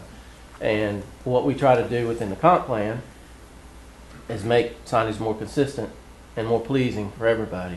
And the days of 25-foot and 30-foot signs are gone. So when we issue new sign permits, we try to follow what the goal is in the comp plan, and obviously what the code is that relates to signage. And so that's something that I deal with within zoning. The bottom slide, design guidance, that's more in Garrett and Nora's expertise, but again, that's something, that's a goal of the comp plan, housing design within the town, and we address that through subdivision and new neighborhoods and that type of thing. Street trees, we're big on trees here in Ashland, as everybody probably knows, and any new development, we require a certain landscaping minimum, and street trees are always part of that. In residential subdivisions, street trees are part of the development, and commercial properties, for a new commercial development, they're required to have landscaping, but as part of that landscaping, street trees are required. So I have Yes, sir. a question for you. I don't know if you know, but Concrete Pipe and Precast, one of their sister companies, actually has these storm drain trees. Are you familiar with those? You mean the structure goes around the tree? It's actually, it's where a storm drain would be. There's a tree that's right in the storm drain. So we the have, tree gets its water from the storm drain. And we have a couple here in town, actually. Oh, we do? Yeah. Yeah. There's one on Route 1, Tower Optometry, I think, has one. Somebody. Cool. The new State of Kai House. Yeah, We there are a did couple. Randolph Macon in the middle of the campus there, where they've kind of put Yeah. that as to Yeah. catch basins or I think whatever. those are called filters. Is that right? Oh, I don't. That's Filter. one of the, that was Yeah, the yeah, filter. original system. Yeah. That's pretty cool. So quick question on the Yeah. signage. Insofar as allowing the old signs to be the way they are, is that legally required, or is that just something that you're sort of grandfathering because you want to be a nice community, or, I mean, what's the decision making there? As long as they're there, like you see in this picture, they can stay. What we try to force them to change, I guess. Is No. If they What- blow down, no. what we try to do is when a business changes hands, property changes hands, changes branding, we try to educate them on what we're looking for in terms of signage. And we have some leeway within the code in terms of what we call them non-conforming signs, actually signs that are not in compliance with the current code. And there are some things that you can do to a non-conforming sign, but you can't take that sign down and put an exact one back up. If it's non-conforming, you can't put it back up. I'll give you an example with the Days Inn one in the picture. They could take out that Days Inn and put another panel in. They could do that. We can't stop them doing that. But they can't take down that sign and put another one up just exactly like it. Can they put something in the space between Super 8 and Days Inn? Yeah, we call those panels, and they can replace the panels. I mean, that Yeah. empty space that's there? No, can they add another no. sign? They could, okay, You can't change the you can't structure at all. increase anything that's there. Yeah. Good. Yeah. Is there a way to appeal the sign ordinance? I mean, hear some of these folks kind of, I mean, the one that comes to mind is this BP Jake's Place thing. And we hear Yeah. a lot about that, and everyone loves the BP sign, it's historic. There is, and I'll get to that shortly because that's kind of part of another presentation. But if I forget, bring it up. But I'll get there. And if they did, like you said, blow down, could they be replaced with something, would the zoning rules come into place then? 50%. Yeah, there's some. We have a section in our code that deals with nonconformities, and it's very lawyerly, and so basically, I think if more than 50% of the sign is damaged, the answer would be no. If the sign completely falls over and is completely destroyed, Then it's subject to the zoning. yeah. Here we have zoning. We're kind of referred to as planning and zoning. Of course, Nora's everybody's boss, but Nora and Garrett are the planning folks, and I kind of hang out on the zoning side. But zoning is kind of what lays the groundwork, I guess, for planning. We have, you've seen the zoning map, the future land use map, and that kind of dictates what you can do and where you can do it. And with that, then you kind of employ the planning side of it, and that's what Garrett does, and guides people, which we'll go into here in a second, but guides people through the planning process. But zoning is a great thing. I think Nora alluded earlier, there's places in Virginia and places in lots of places in the United States that don't have zoning. Some aren't too bad and some are terrible. A lot of rural places in states don't have zoning, and you can ride through there and you can tell it.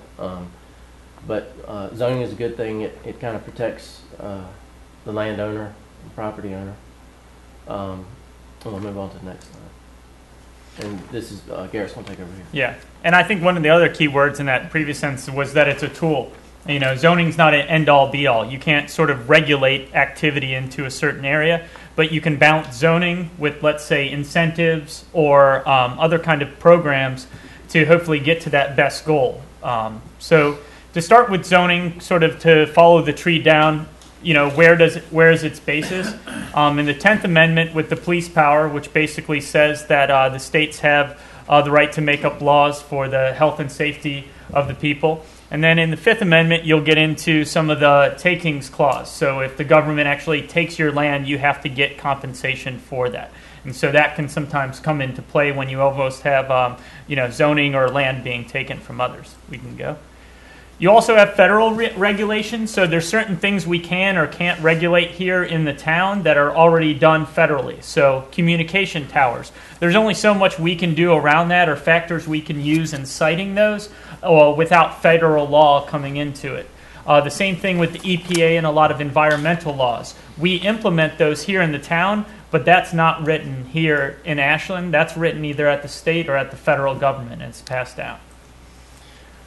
Because we're a Dillon rule state, have you all talked about Dillon versus home rule here? Okay, so you understand that. So Chapter 15 is really our basis for zoning in the town. That's where mainly we'll go there to see how much power do we have to require trees or sidewalks or these other kind of elements you'll see in zoning.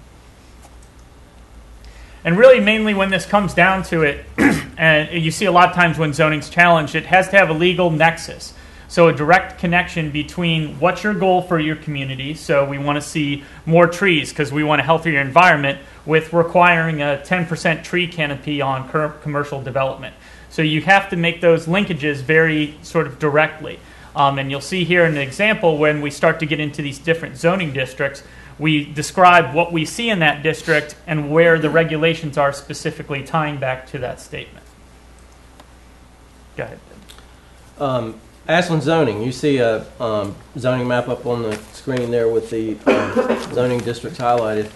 I'm sure you know this by now, but that's our town of Ashland zoning map. And I think there's 17 different zoning designations. And as you see, they're residential, they're commercial, they're industrial, they're Randolph-Macon, educational facilities, and then there are what we call planned developments within this, which is mobile homes, shopping centers, that type of thing. And you can see each one color-coded on the map there. This is just an example. We just pulled one out, which is M1 light industrial. And there's a zoning map. It's the one over to your left here. All the gray area on that map would be M1 light industrial, and that's basically, if someone comes in and says, "Hey, I've got a industrial themed use," that's where we would look for them to locate in that gray area, and that just gives you some parameters within the M1 zoning, what your setbacks are, your height, and then within that M1 zoning, just like within any other zoning designation, there's a list of uses, and most of them are industrial type uses, but there are quite a few uses that you can do within the M1 zoning process. You can move. One question that we all get here at Town Hall, folks come in, whether it be someone from a company, whether it be Joe who just retired wants to start his own business. They come into us, and of course Nancy's their first point of contact most of the time. And the question is, what can I do? I want to lease this space, or I want to buy this piece of property, and that's when we sit down with them, and everything kind of relates to zoning and what they intend to do. And then we always fall back on that zoning map and the list of permitted uses. Okay, go ahead. And most of the time their questions are, what, who, where, how much money. And it's kind of a process that we follow, but depending on what they want to do, what sort of use they have in mind, that type of thing. Janie, who's not here tonight, she sort of maintains a mental list or a paper list of areas that we have in town where certain uses may go or certain uses are zoned for. And so we make them aware of that and sort of walk them through the process of what they may be looking at if they want to look at the business within town. We hold their hands. Yeah, we do. Yeah. As part of that process, depending on how serious they are, some folks come in and they woke up one morning and had this idea, and they come in and they want to sit down and talk to us, and we can tell within a couple of minutes whether this is a great idea or this is just something they thought about yesterday. Some folks come in to see us and they actually have a great business plan. They have the money to make it happen. And so at that point, we get together as a team and schedule with that person what we call a pre-application conference. And basically all those folks on that sheet are people within the town, people within the county, health department people, Hanover County people, airport people.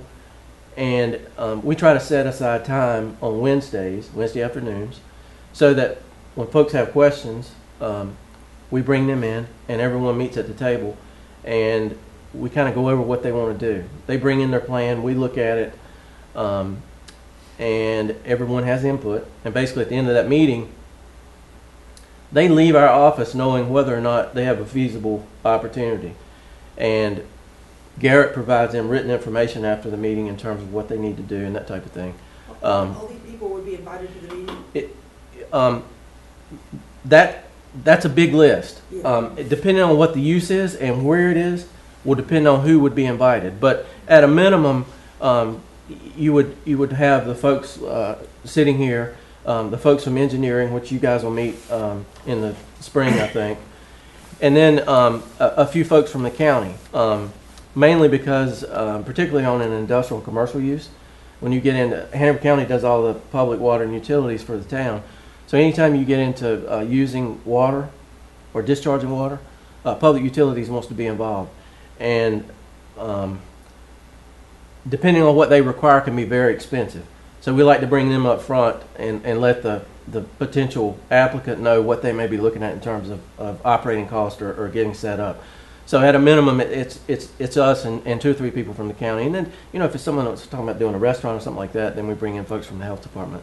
But the whole idea is that before anybody puts out any money, before anybody signs a lease, what we hope is that they'll come in and let us know that this is what they want to do. We set up this pre-application meeting, and then when they leave, they have a whole lot better sense of what they're able to do and how much money it's going to cost them and that type of stuff. And we try to be the point of contact between us and the applicant and these group of people. And so we can't answer all the technical questions, but we can get those forwarded around so you're not saying, call this person, call that person, call that person, sort of after the meeting. So we try our best to do that. And that's, I don't mean to interrupt, and that's something that I guess there was a time when I don't know that Ashland probably had the slogan of being business friendly, but I think that has changed, and I think this is one reason why. I mean, we try to, as Nora said, hold people's hand. We try to tell them up front, maybe some things they don't want to hear, but it's better to do that than it is for them to sign a lease and put money out of pocket and then, well, you didn't tell me that. So we try to put everything on the table to begin with, and then hopefully work with them to provide some alternative funding or grants or whatever the case may be. At least put them in touch with the right folks, so they're not doing like Garrett said and leaving the office and having to call 10 different people and get 10 different answers. So, well, if there's an unforeseen expense and it causes business to potentially fail, that's you're doing everybody a service. Right. Mm-hmm. So nobody's interested in going down that road. Yeah, so you got 1 or 2 processes sometimes. Let's say you go to the next step after that pre-application meeting. You're either going to probably go through the public hearing process. That's this CUP, this conditional use permit, rezoning, text amendment, or through the BZA, which Dennis will explain. Or it's more of an administrative review, site plan or subdivision. So if it's administratively reviewed, you have your applicant submit. A lot of times if it's a site plan, it's sort of a bigger set of plans. We'll bring that in here. We work through Nancy to forward those out to whoever's going to review it, that list of people that we were talking about. Try to usually get those returned in 14 days. I think we have legally as long as 45 or 60 days or so, one of those two. Then we'll issue a comment letter out. Usually, let's say like the new distribution center that just went in north of town, the RNDC that's being built out there, that's a pretty large development. So that first time, for the most part, usually they're going to have a few comments to be addressed after that initial review. It really works well, and sometimes developments get done in the second submission when the engineers or who they have drawn their plans goes through and lists out, you said this, we did this to correct it. You do that, we review, we send those out. 10 days later, we hope to get comments back. We can issue the approval letter, and it can move on into some of the finalization. So it's, hopefully that's the total best case scenario. There's all kinds of things sometimes happen. Sometimes people change things on their plans and don't say it, and that kicks other things in there. And to interject to that, another part of the process that we've improved is that each of these applications that I think you're going to go over have a checklist. Mm-hmm. And so that really, really helps us on the review side being able to expedite it, but it also helps the engineer, the consultant, or the applicant know what's expected. And so if they don't sign off on those things, we can say, well, you knew ahead of time, it needs to happen. Is there something in there, really brief, is there something in there that if a business comes to you and says, we want to do this, this, and then all of a sudden you think everything's on board and they walk away, that you'll give them or talk to them to follow up and say, what could we have done different? Is there anything we did that we need to work on? You know, because Dennis touched on it, and I'm really glad. I was going to ask it, but Ashland used to have a bad reputation of like, who the hell wants to deal with them? They're very difficult, et cetera, and it does sound like great measures are being taken.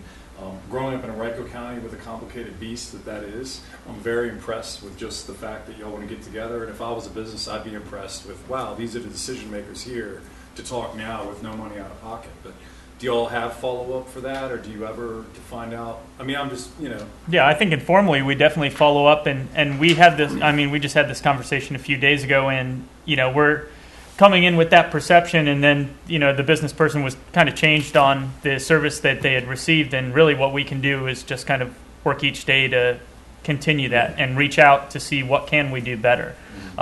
So that's one of the things Nora was talking about with the applications there. State code just changed last year for all the different stormwater regulations. Totally new playing field for development going forward with that. I reached out to some of the people that work in the development community and even our other counties to see what kind of checklist and things like that are going on there, to update that, to make sure, you know, we're not asking for stuff in a totally different language than Hanover is, or for Henrico or Chesterfield. So trying to find a common language there as well. Good, okay. Yeah. We don't have too many people that we can't make it work. No, it And if doesn't. we It can't, doesn't we sound turn like it over yeah. to Hanover County. It doesn't place sound like in it. an And any, appropriate location. I've had to meet with Dennis before to talk to him about things. Always been phenomenal. Always been helpful. Always been patient to talk through things and help me understand because I didn't understand. And it's like, oh, okay, you know. Yeah. And, Henrico County. I'm sorry, I just. Oh, Derek, you haven't done that.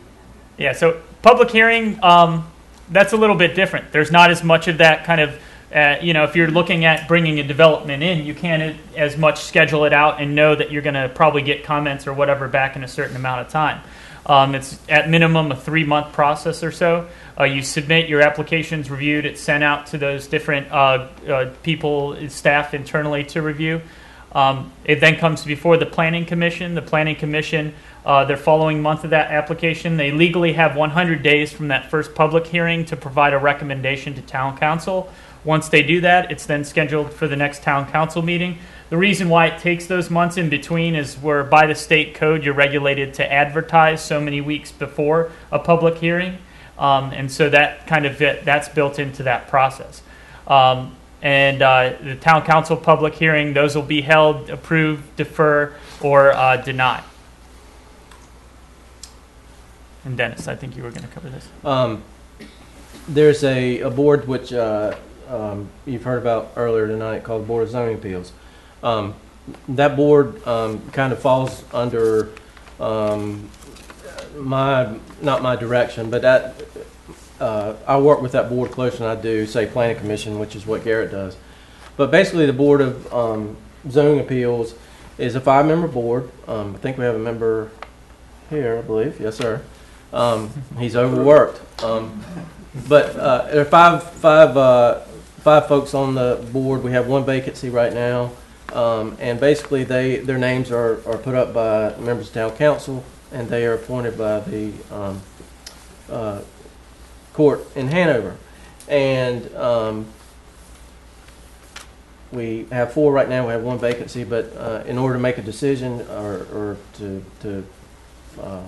decide on something, they're required to have 3 or more to vote in the same manner. But the Board of Zoning Appeals, they do a number of things. They decide or hear requests for variance, which you probably, everybody in here is probably familiar with. They will hear requests for special exception, for an appeal, which you alluded to earlier, and also you don't hear about this much, but they also can do an interpretation of the zoning map. But basically, the variance is let's say that you have a piece of property, you buy a piece of property, and for no fault of your own, that property was platted in 1950 or whatever, before the zoning ordinance. You want to put a house on that property, but you can't meet the current setbacks. The variance process is there so that you can come in and apply for a variance.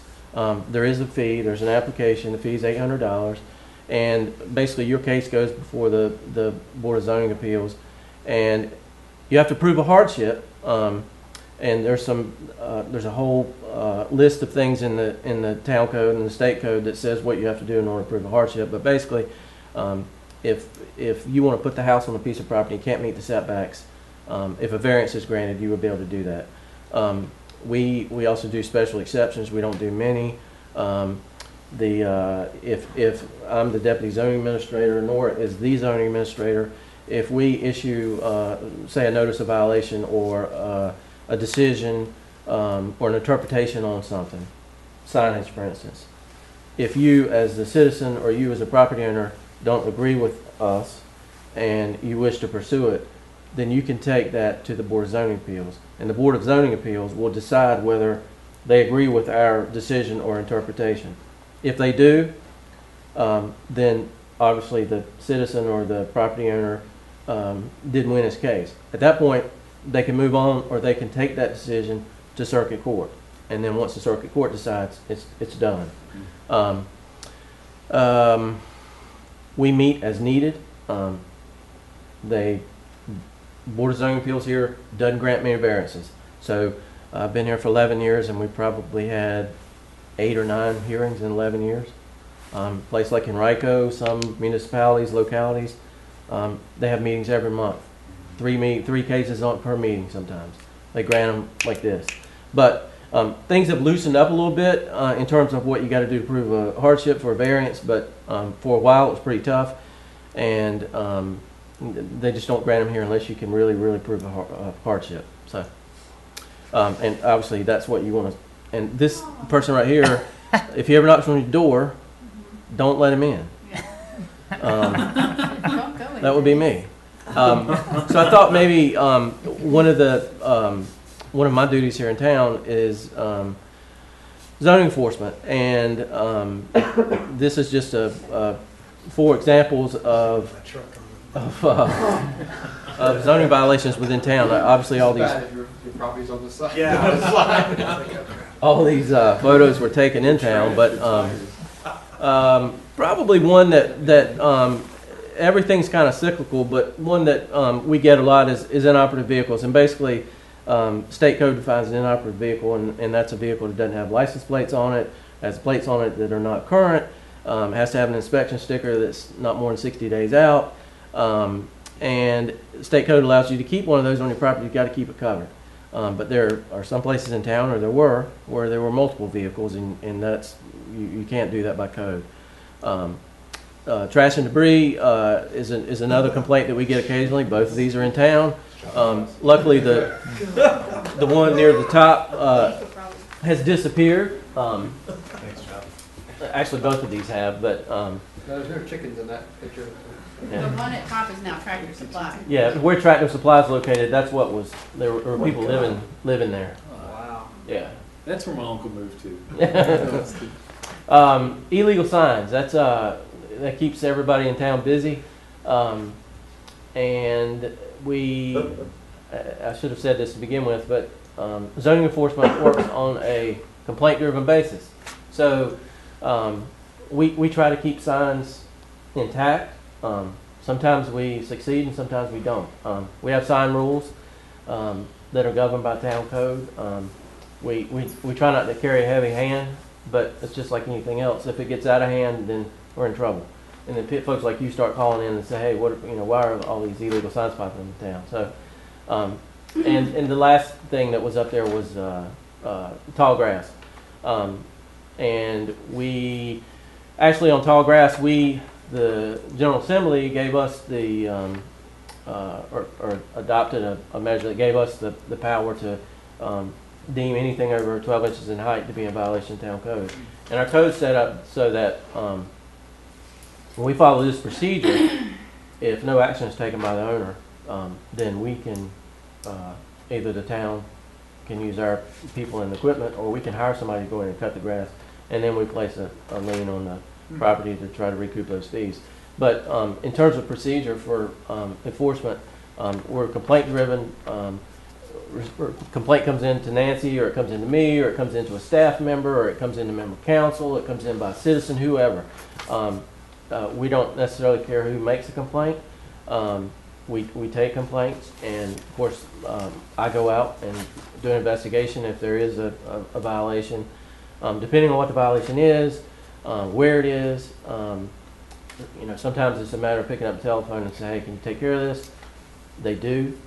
Sometimes we have to issue a notice of violation, which we do by certified mail. And with anything that goes out by notice of violation, there's a time period given for compliance. And we try to work with folks, so if they're showing a measurable effort to comply, we work with them. If not, then it's forwarded or passed over to the town attorney, and the town code allows us legal action. And what we do is, after we give them, depending on what the violation is, we give them 15, 30 days. And, if the problem hadn't been taken care of, then we go back out and do an inspection. If it hasn't, then we forward it on to the town attorney. And everything's on a case-by-case basis.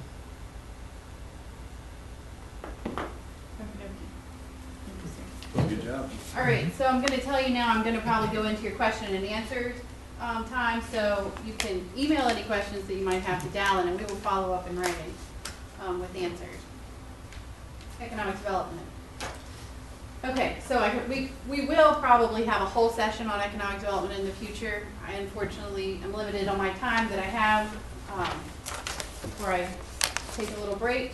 So we're doing it with the planning, and it is under the planning community development department.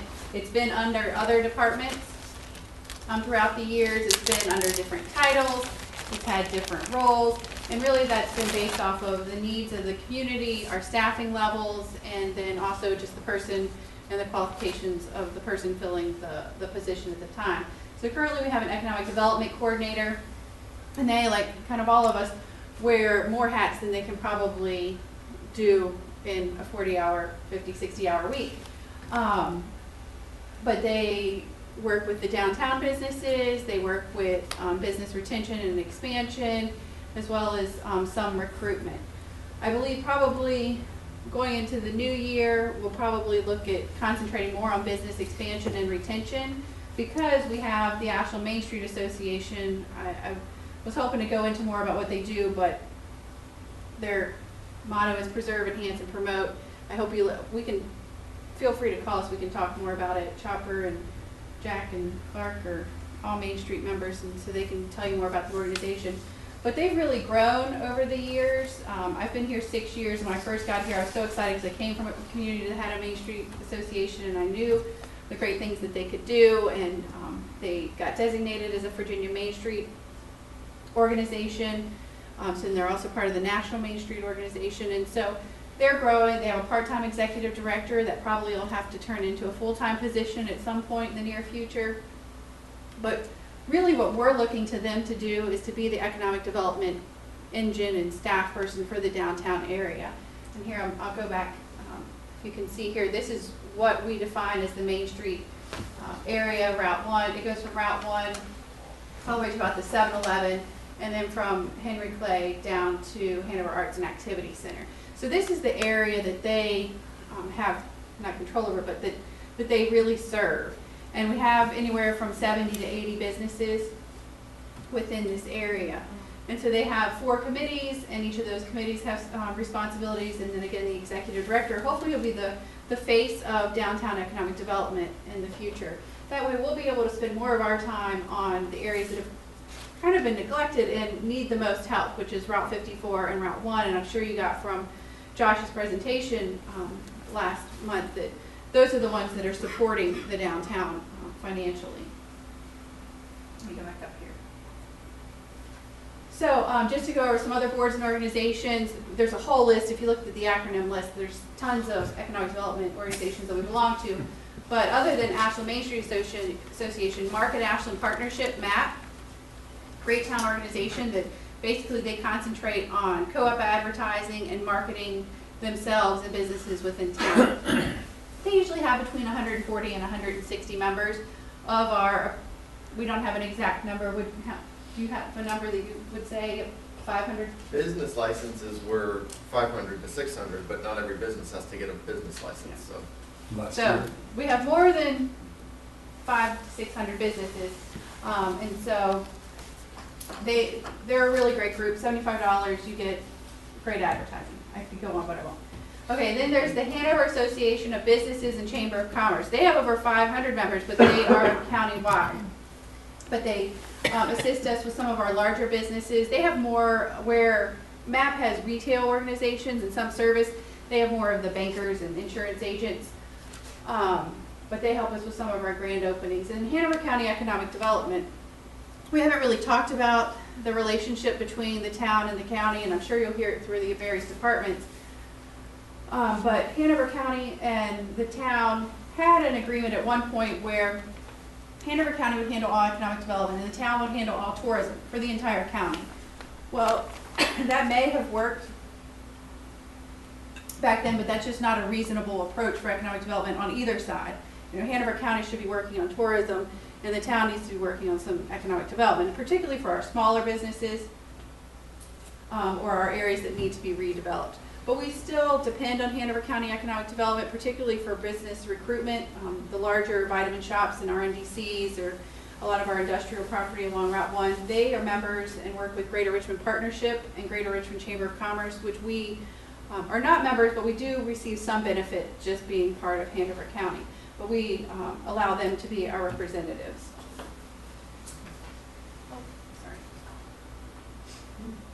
So, the Economic Development Authority. First off, we need 5 new members of the 7-member board. So, if anyone's looking for a volunteer opportunity and you have experience with business of any sort, if, you shop, please come talk to me. We need help. They can't take action unless they have 4 members. So just to quickly go over some of their programs, and I think at the bottom of your agenda that you received an email, there were links to these programs. There should have been in economic development resources. You can find links to these programs if you want more information. I won't go through them all. So they have forgivable loans as well as the grant program. They offer loans for infrastructure, installation, and demolition. So we have a nasty, decrepit building on 54, for example, and the cost to demolish that building, along with the cost of the property, makes it too high for someone to make that investment. Well, the EDA can provide these forgivable loans where property owner comes in, demolishes the building, their loan will be forgiven, and then they can market the property as a base price and not have lost that demolition cost. The infrastructure, we've used this several times where water or sewer needs to be extended to a site, and we keep getting prospects to this site, but they don't want to pay the $30,000, $40,000, $50,000 to extend the utilities. Well, they can prove that they're providing new jobs, they're increasing the assessments by 10% or more on the property, then the EDA can provide a forgivable loan to get those extensions made. And then a newer one is the revitalization grant. So we have a lot of historic buildings here that perhaps were set up as a retail, but someone wants to come in and turn them into a restaurant. Well, this grant will help them make those renovations and meet the health department and building code requirements for upgrade. Where does the EDA get the money to do these things? Oh, that's a great question. They get it from funding from annual fees that they get from bonds that they've given out. We've worked with the YMCA, Goodwill, Randolph-Macon is one of our best customers. We really appreciate that. And they've done a good job of building up a nest egg, so now they're able to do some of these larger projects. But the town does fund certain projects, special projects at times, but most all of their funding comes from their bond fees that they receive every year. So again, they've, in the past probably year and a half, been working on a strategic plan, and now they're moving forward with those goals. I mentioned the Route 5495 area as being one of their highest priorities. Not only particularly, or potentially looking at properties to make investments in, because the EDA can purchase property. They could purchase the property, demolish the building, and get it site ready and then sell that property and reinvest any profit into another project. But also they're working on a strategic marketing and mobile branding project. We have the Main Street Association map, the town, the visitor center. Everybody kind of markets the center of the universe, but it isn't very consistent. And we're all spending money, but there's the potential that that money isn't being spent in the best places. And then we really haven't caught up. We have some social media, but we haven't caught up with all the various digital media that's out there that we could be advertising in. And so we're going to work with the organization to help us make sure that we're spending our dollars in the right way and that our message is consistent across the board. And then their newest program is internship in businesses. We're working with Randolph-Macon College to get more interns into our downtown business. And so the EDA is funding a portion of the wages that the interns would make. The facade grant, that's actually run through our department more than the EDA. And we get about $10,000 a year from the town to divvy out. We try to do 2 rounds. They're usually small grants, anywhere from $500 to maybe $1,500 for businesses to improve their facade by painting, adding new shutters, landscaping, some signage, generally if it's included with other improvements. And that kind of gets to how do we replace those ugly signs? Well, we can provide them an incentive. You know, you have a non-conforming sign. If you bring it down, make it a monument sign, put some landscaping around it, we'll give you some facade funds. The Economic Development Office, along with Dennis's office, it starts in the Treasurer's office, the business license process, and then it goes to Dennis and then through the Economic Development Office for review and approval. So we have 2 special districts in town.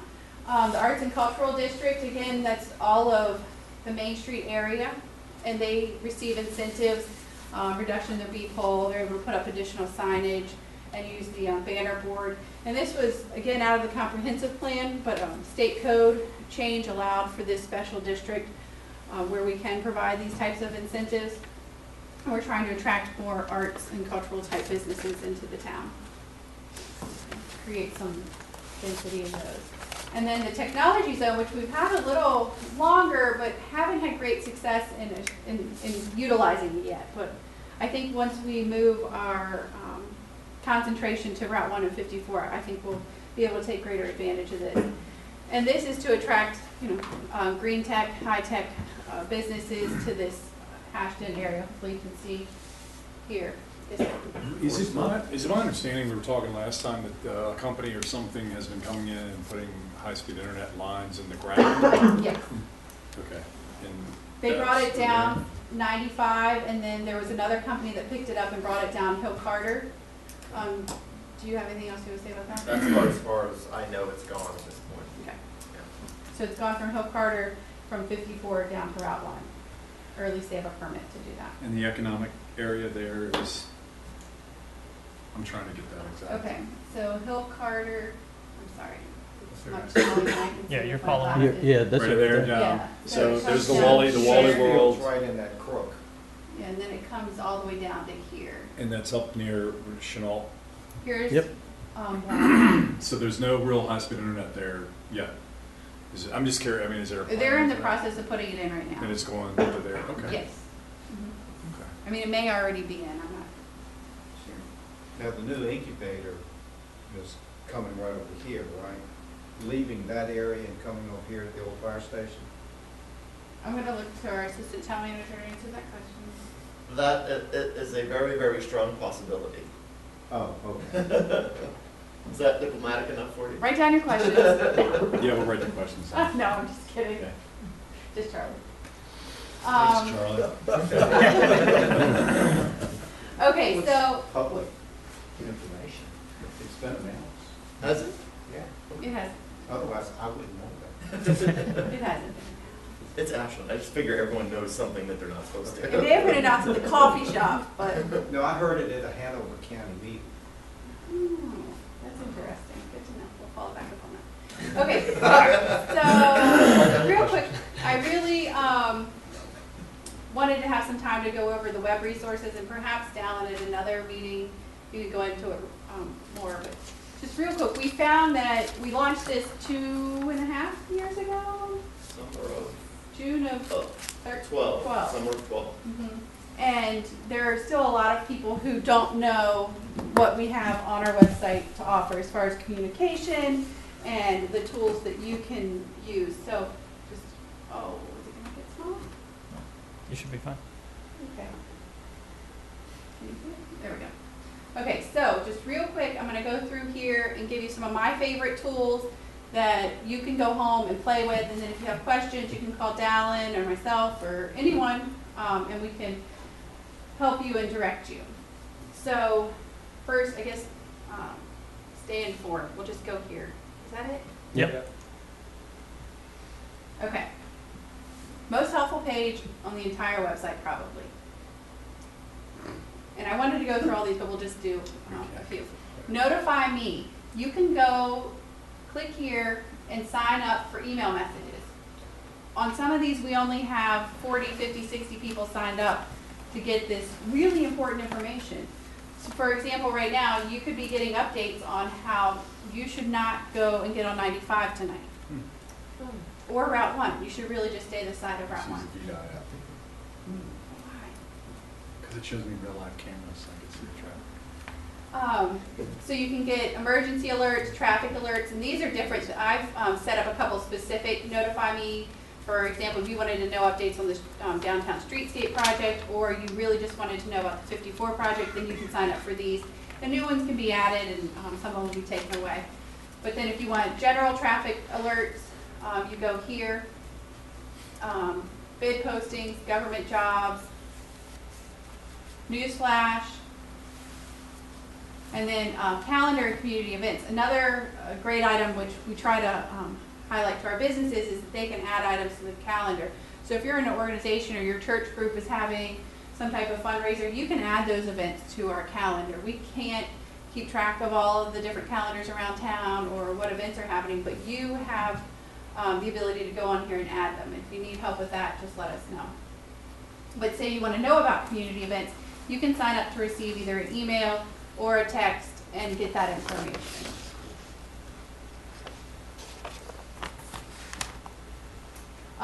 Social media, Dallin is all over our social media right now. We have a Facebook account and an Instagram account, Twitter, Google, YouTube. Don't go to YouTube. I hear there's videos on there.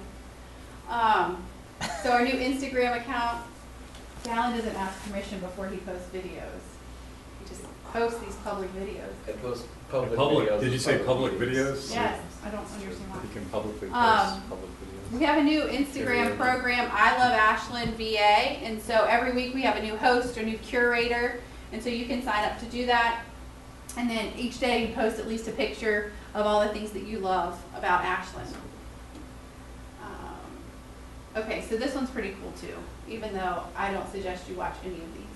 That's the one. What is the other one? Oh. That's the video stuff. One Oh. The picture of the computer. And Oh, there we go. Sorry. So, Dallin set us up where you can see the agenda and then click at the various parts of the agenda and go directly to that video.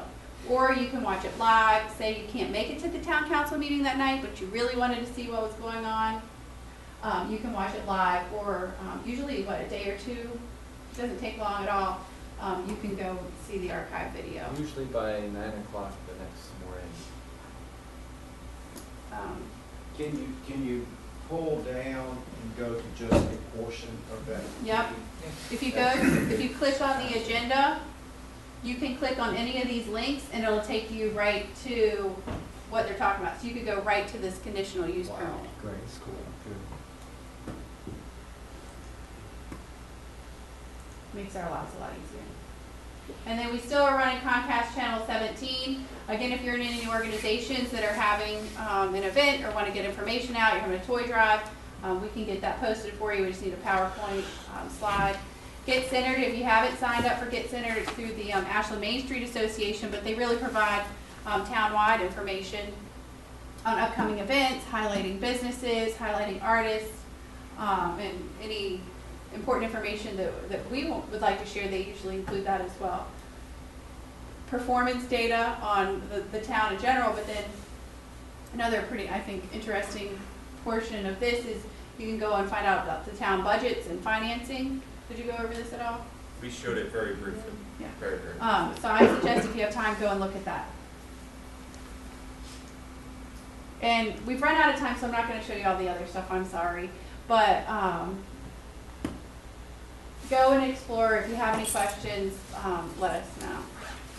And so, Nancy, do you want to see if we have a winner? Yeah, did anybody get them all right? Let's start with 10. Anybody get 10 right?